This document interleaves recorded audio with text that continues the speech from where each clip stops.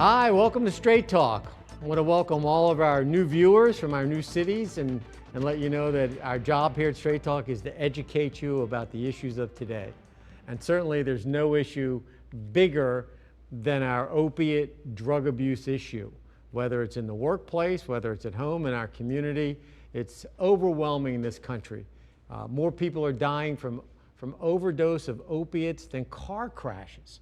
It's a bad problem. We all know somebody who's been impacted, especially in the workplace. So today we're going to focus in on drugs in the workplace, but we're going to focus in on something everyone asked about, and it's drug testing. How do we test for this?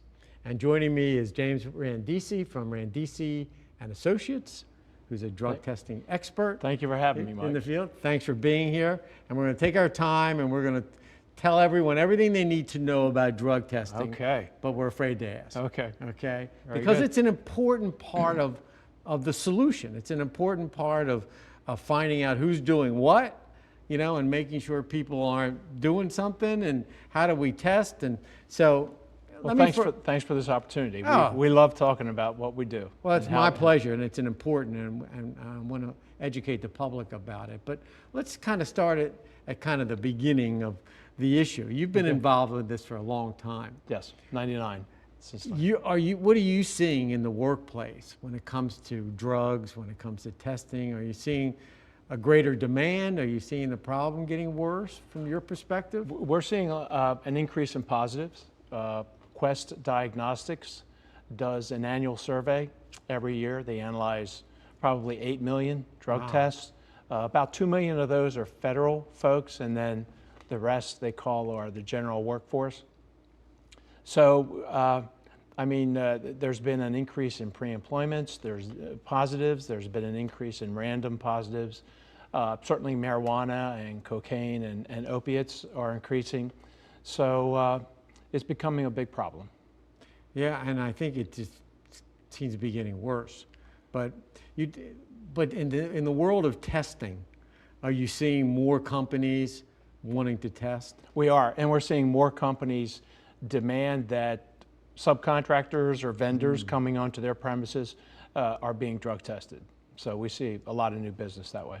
Now, when you talk about testing, give me the kind of the rundown. If you're a company, what are your choices when you talk about testing? Okay. Well, primarily there are two ways to do it. You've got some instant screening devices there. We're not big fans of those for a number of reasons. They return a lot of false positives in terms of the threshold that's needed to make a specimen turn positive is much higher in those than sending them to a lab. So these here are kind of a front line, not that accurate. They're not that accurate, and employers need to be careful, because if you've got a person administering these tests, in Maryland, for example, they've got to have a certificate in order to interpret, because they're interpreting the results. And so a lot of times employers don't realize that, so they need to be aware of state laws governing the whole area of drug testing in general.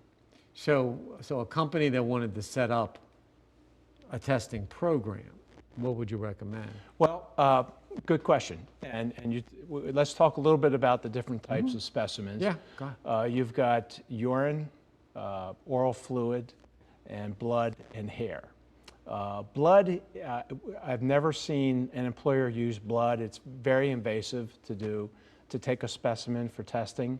And really, oral fluid mirrors what's in the blood anyway. So we have a great oral fluid test called Intercept that is sent to the laboratory, and then if a medical review officer needs to get involved, the MRO that we call, can be involved in terms of interpreting results that come back from the lab.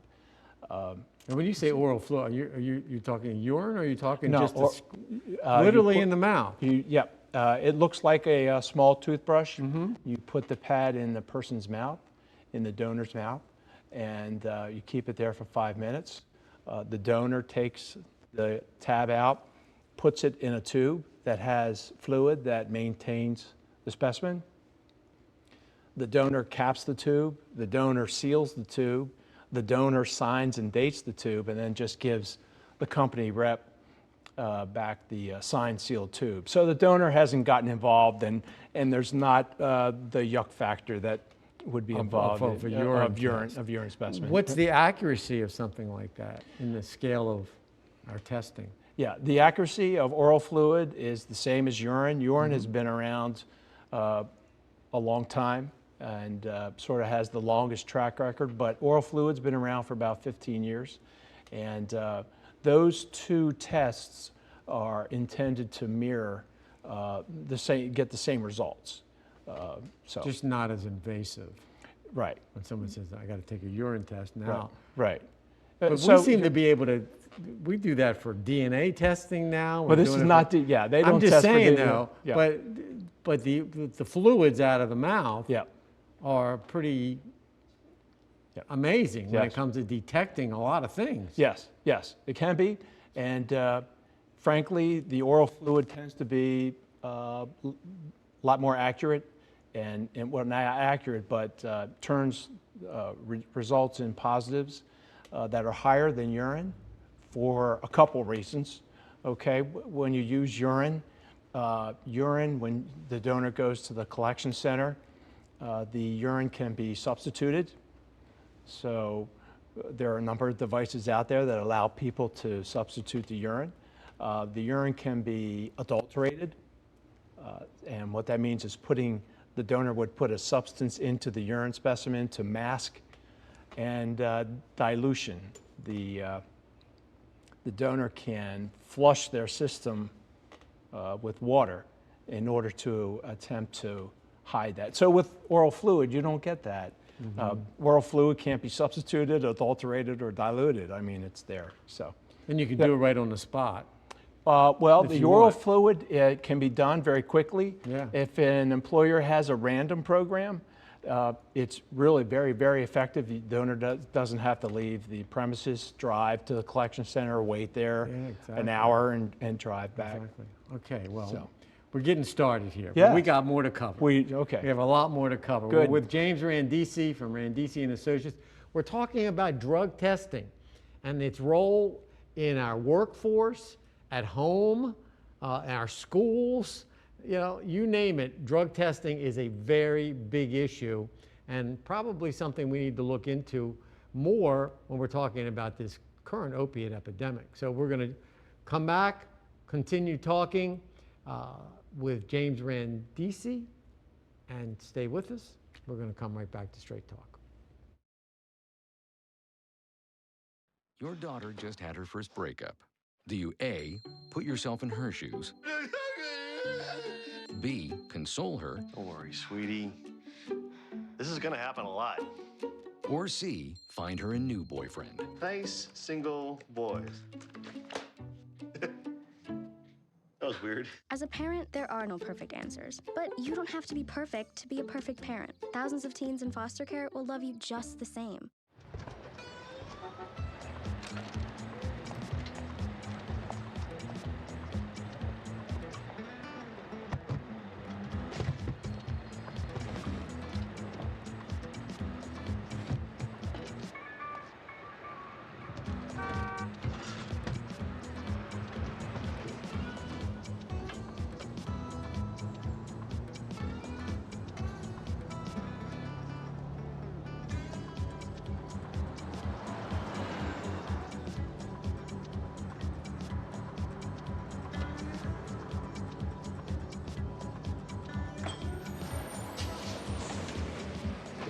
It's a short ride from your neighborhood to your naturehood. Find fun activities to do, like boating and biking, or camping and hiking, plus much more. To find a neighborhood park or green space near you, visit discovertheforest.org. Don't allow your weight to threaten your health or control your future. Excess weight or obesity can cause emotional and physical health risks.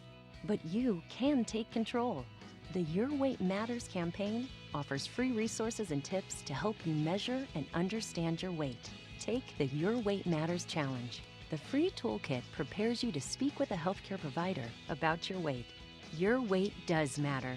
Take the challenge and take control today. Hi, welcome back to Straight Talk. We're talking about drug testing and its role in our war on the opiate epidemic and other drug problems that we have, including alcohol, of what we test for. We just saw where Tiger Woods had 5 different drugs in his system that they had to test for, and no alcohol.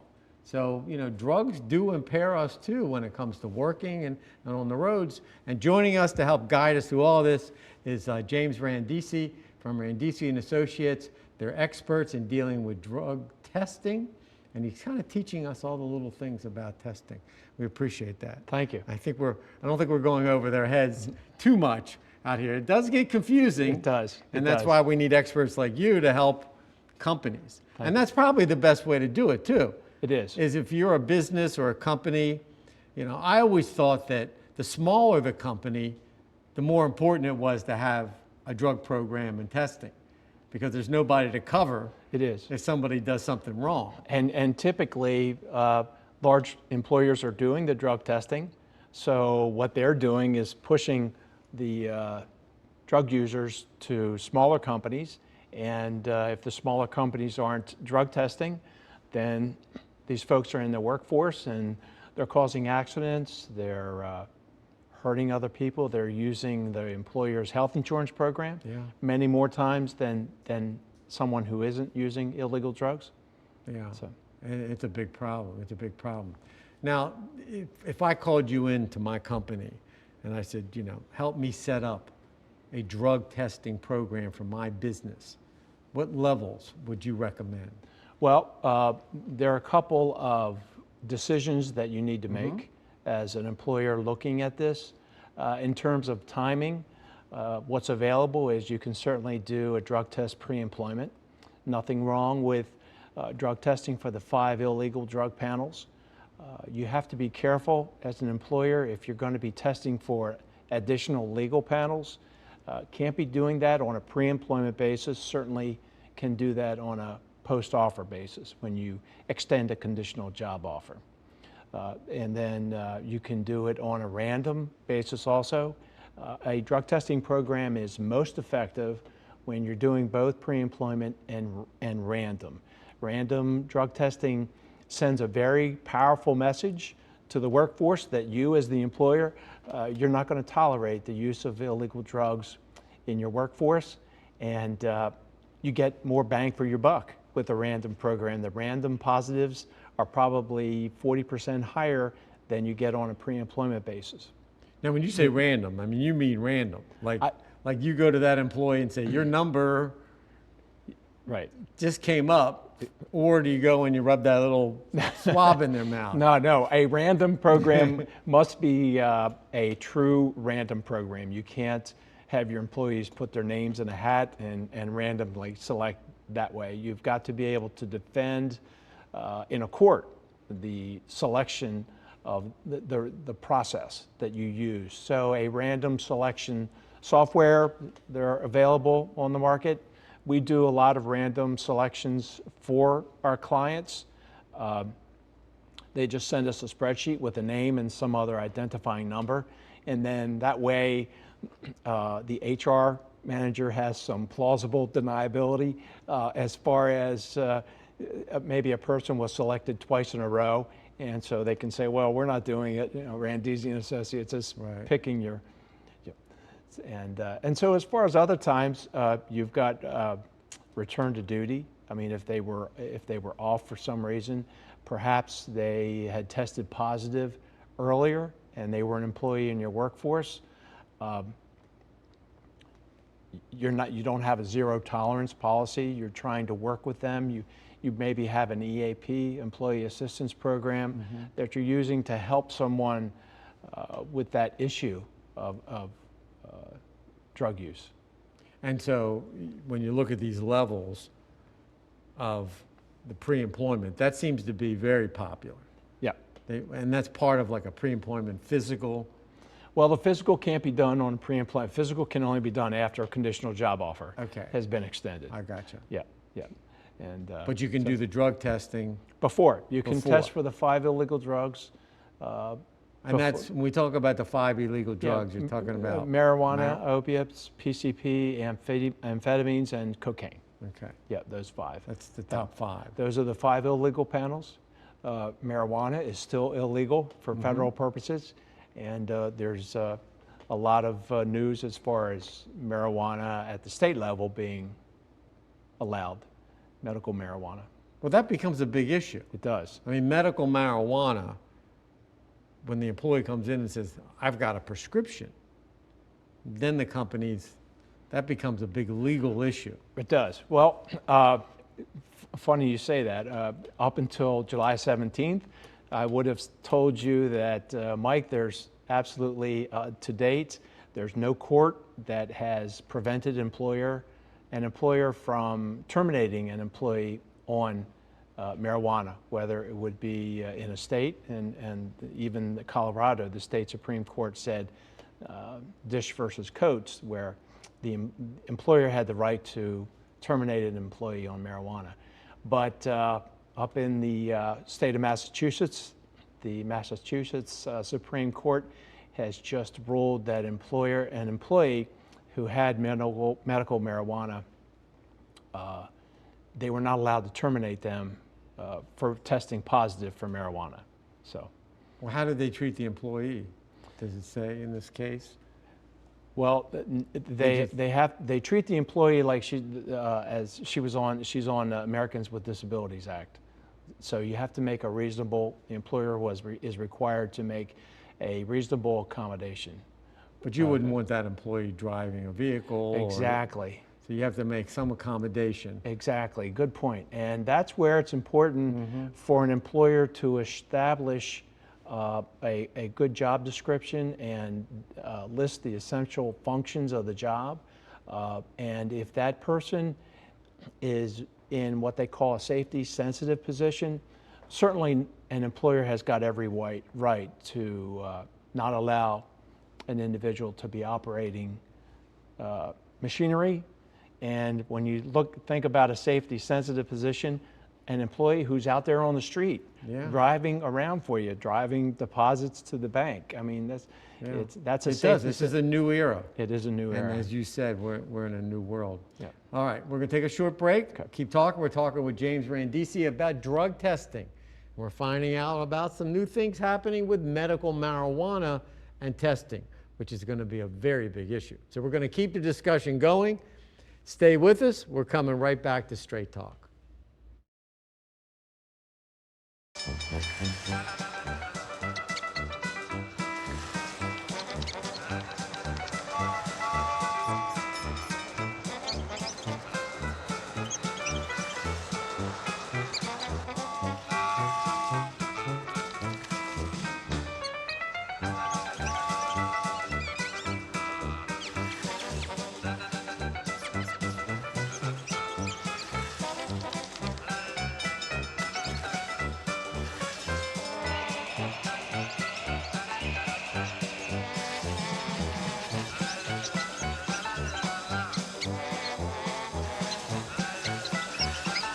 Kids will spend 15 minutes watching online videos like this one. Brushing for 2 minutes now can save your child from severe tooth pain later. 2 minutes, twice a day. They have the time.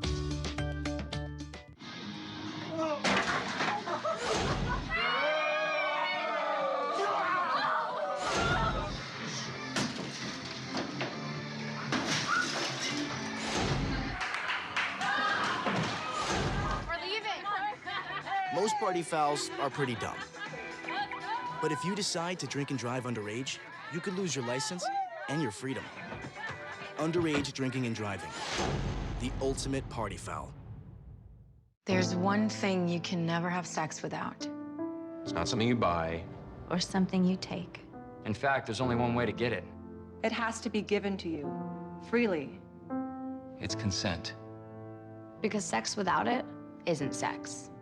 It's rape. Consent. If you don't get it, you don't get it.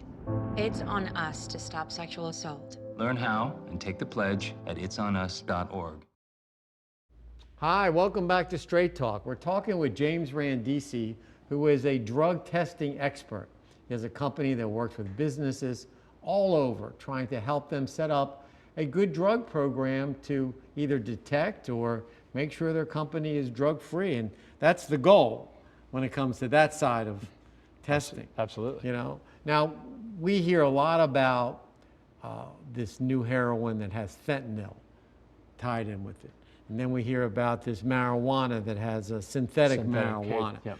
Is that like a new breed for you to have to start testing? We have panels that will test for both, for fentanyl and K2, the substitutes. Adding the panels will cost more money. But this is a new world. It is a new world. Synthetic drugs have changed that 5-panel. Yep. Yep. And they're very prevalent, very available. Yeah. Yep. Yeah. That's that's scary. Yes. Scary stuff. Now, explain the concept of confirming test. Okay, because people's lives are at stake, whether maybe they're on probation and they're getting a test, or their job could be up. And so we look at what accuracy? Yes. Yeah, it's a great question, and a lot of people don't understand what happens. Yeah. A specimen is sent to a laboratory for testing, and the results will come back either negative or non-negative. So a lot of mistakes employers make is they don't have a medical review officer in their system to determine whether or not a non-negative is actually a positive. The medical review officer is the best line of defense and is there to indicate whether or not they'll look at a non-negative specimen, and there may be legitimate reasons for a particular drug showing in a specimen. So the MRO is a qualified physician, and they will contact the donor, talk to the donor. If there's a prescription that they say they're on, the MRO will determine if the prescription was from a qualified physician and if it's a legitimate prescription. So there's a lot of confusion in terms of people thinking that non-negatives are positives, right, and they're not. Now the level of testing, I hear the word confirming all the time, confirming yep, that they have to get a more sophisticated test. Right. What's that about? Well, depending on the specimen, it may indicate that there's a existence of a particular drug panel that's above a minimum threshold. And so most states, and this is where it's important for employers to know what the state law is, most states will require that specimen be tested again at a higher degree. They immunoassay techniques, and then only then after that confirmation testing occurs is the results either sent back as negative to the employer. If non-negative, hopefully they have an MRO, and the MRO gets those results to So review. you would certainly recommend to a company that they have a confirming system if they need to do that before they terminate an employee, Absolutely. maybe, or and the MRO needs to be in place. you know, or Yep. if on the probation system, and Yep. because you know we're talking about people's lives. We are. A lot of times, and we need to make sure that we're as accurate Right. as possible. Right. Do you ever talk with parents who want to drug test their kids? We don't do. Yeah. I know you don't We do that, We don't but do I would that type of imagine drug. being out there as much as you are, Yeah. and you know, talking in seminars, that the issue of I want to test my child. Yeah, or I hear wanna, that. You probably hear it all the time. I hear it all the time. But Now, we if only do it for. if a parent wanted to do that, test their child or, you know, their spouse, I guess, what's the best way to have would it be through your physician, or would it be? Yes, I mean they should talk to their physician. The next step would be to arrange them to go to a collection site and provide a specimen, have the child provide a specimen, and then they'll have to set up a means of paying the collection center and then the lab So it's not very easy. Sounds like it's best to go through your doctor. It is. Let your Yeah. doctor do that kind of testing. Yeah. Because I would assume, given what's going on with this whole marijuana business, you know, that people are going to want to, families, parents, Yeah. want to do some testing. And what happens is they end up going into a pharmacy or a drugstore, and they get one off the shelf. Yep. And Which is probably going to be a false positive anyway. Because you said before, they're just Well, the very threshold of the inaccurate. drug needs to be so high in those instant point of collection tests that they typically will return a false positive. So, meaning that I mean false negative. False negative. I'm sorry. Because the level has to be so high. Yeah, yeah, for them to work. So it really For them doesn't to- tell you anything. It doesn't. The other thing is this, how drugs in your system about being tested, okay? You hear that marijuana stays in your system a long time, other drugs. Is there kind of a standard time frame for when testing is most effective? Yeah, that's a great question. I get that a lot. Yeah, I bet. And the answer is it sort of depends on the person, their metabolism. It depends on how much they're using the drug. But again, relying on analysis from Quest, they've analyzed this, and typically urine will return results if the drug has been in their system for about 1 to 3 days. And oral fluid is a little less, 1 to 2 days. And the one thing we didn't talk about was the hair, and that's a little longer. It is, but Okay. hair is a problem. Yeah. For a number of reasons. I don't know if we want to get into that. No, we don't. Okay. It's just a problem. It is it's a problem. Stick for a to number- stick to what's effective. All right, our last minute, for companies out there, they can contact you. Absolutely. Right? Yep. Your number's been up there, website's been up there. Good. You'll give them advice, you'll tell them what to do, where to go, whoever. Sure, But sure. it's important that businesses deal with this, and drug testing is a critical part of it. It is. It's good for the employer, it's good for the workforce, and it's good for members of the public in terms of keeping everyone safe from injury. And I think that, especially if you, like you said before, about security job, public safety If type you're job. operating safety sensitive Equipment, yeah, Yep. yeah. Automobiles. Listen, thank you so much. This has been a pleasure. There's a lot to talk about. There is a here, lot. We'll It's do a another big hour. issue. Okay. We're talking with James Randisi. We're talking about drug testing in the workplace and in our community. It's important. If you own a business, if you're part of a company, you might want to find out what you need to do to set up a drug testing program if you haven't already, because obviously there's a lot of things to deal with. So I want to thank James for being with us. I want to thank all of you for watching Straight Talk, and we'll see you next time.